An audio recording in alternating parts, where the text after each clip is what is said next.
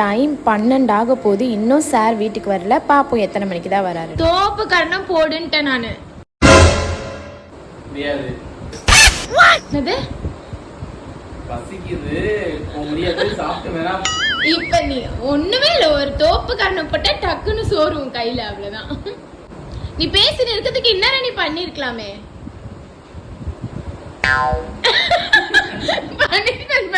என்ன பண்றோம்? மரியமா இருக்க மாட்டேன், பாத்துக்க. அது என்ன ஒண்ணு ஒண்ணு மட்டும் யாரை ஏமாத்துற?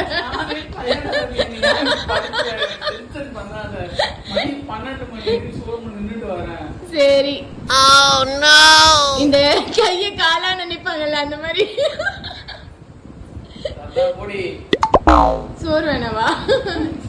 நாட்டுக்கோழி அது